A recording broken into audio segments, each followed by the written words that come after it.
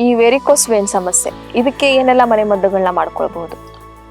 Varicose vane ಸಮಸ್ಯೆ ಇತ್ತೀಚಿನ ದಿನಗಳಲ್ಲಿ ತುಂಬಾ ಜಾಸ್ತಿ ಆಗ್ತಾ ಇರತಕ್ಕಂತ ಒಂದು ಸಮಸ್ಯೆ. ಹೌದು.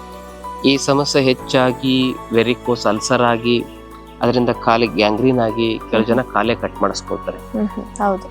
ಈ ಸಣ್ಣ ಸಮಸ್ಯೆ ಅಂತ ಹೇಳಿದ್ರೆ ನೆಗ್ಲೆಕ್ಟ್ ಮಾಡೋದ್ರಿಂದ ಕೆಲವೊಮ್ಮೆ ಈ ಬ್ಲಾಕೇಜ್ ವಾಪಸ್ ಹಾರ್ಟ್ಗೆ ಅಥವಾ ಬ್ರೈನ್ಗೆ ಹೋಗಿ ಬ್ರೈನ್ ಹೆಮರೇಜು ಹಾರ್ಟ್ ಬ್ಲಾಕೇಜ್ ಆಗಿ ಮನುಷ್ಯನಿಗೆ ಸಾವು ಬರೋದು ಕೂಡ ಇದರಿಂದ ಚಾನ್ಸಸ್ ಇರ್ತದೆ. ಅದಕ್ಕಾಗಿ ಈ ವೆರಿಕೋಸ್ ವೇನಿನ ಸಮಸ್ಯೆಗೆ ಅದ್ಭುತವಾಗಿರ್ತಕ್ಕಂಥ ಮನೆ ಮದ್ದು ಏನಂತ ಹೇಳಿದ್ರೆ, ಅಜೀರ್ಣ ಮತ್ತು ಮಲಬದ್ಧತೆಯಿಂದ ಈ ಸಮಸ್ಯೆ ಬಂದಿರುತ್ತೆ. ಅಜೀರ್ಣ ಮಲಬದ್ಧತೆ ನಿವಾರಣೆ ಮಾಡ್ಕೊಳ್ಬೇಕು ಫಸ್ಟು. ಎರಡನೇದು ಈ ಸಮಸ್ಯೆ ಬರ್ಲಿಕ್ಕೆ ಕಾರಣ ಅಂದ್ರೆ ಹೆಚ್ಚು ನಿಂತು ಕೆಲಸ ಮಾಡೋದು.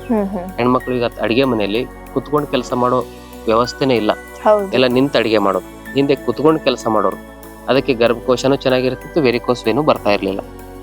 ನಿಂತು ಕೆಲಸ ಮಾಡೋರಿಗೆ, ಆಫೀಸ್ನಲ್ಲಿ ಕುತ್ಕೊಂಡು ಕಾಲನ್ನ ಕೆಳಗೆ ಇಳೆ ಬಿಟ್ಕೊಂಡು ಕೆಲಸ ಮಾಡೋರಿಗೆ ಈ ಸಮಸ್ಯೆಗಳು ಹೆಚ್ಚಾಗಿ ಬರ್ತವೆ.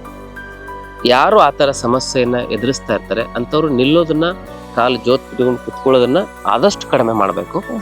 ಅದರ ಜೊತೆಗೆ ಏನ್ ಮಾಡ್ಬೇಕಂದ್ರೆ ಹರಳೆಣ್ಣೆ, ಡೈಲಿ ಹರಳೆಣ್ಣೆನ ಹಚ್ಚಿ ಕಾಲಿಗೆ ಎಲ್ಲಾಗಿರುತ್ತೆ ವೆರಿಕೋಸ್ ವೇನು ಉಲ್ಟಾ ಮಸಾಜ್ ಮಾಡ್ಬೇಕು. ಈ ರೀತಿ ಉಲ್ಟಾ ಮಸಾಜ್ ಮಾಡೋದು. ಈ ರೀತಿ ಮಾಡ್ಕೊಳ್ಳೋದ್ರಿಂದ ವೆರಿಕೋಸ್ ವೇನ್ ಪ್ರಾರಂಭಿಕ ಹಂತ ಇದ್ರೆ ಗುಣ ಆಗುತ್ತೆ. ತುಂಬಾ ಜಾಸ್ತಿ ಆಗಿತ್ತು, ಅಲ್ಲಿ ಸ್ಟ್ರಕ್ಚರಲ್ ಡ್ಯಾಮೇಜ್ ಆಗಿತ್ತು ಅಂತ ಹೇಳಿದ್ರೆ ಅದಕ್ಕೆ ಆಯುರ್ವೇದ ಪಂಚಕರ್ಮ ಚಿಕಿತ್ಸೆಯನ್ನು ತೆಗೆದುಕೊಳ್ಳು ಅತ್ಯಂತ ಸೂಕ್ತ.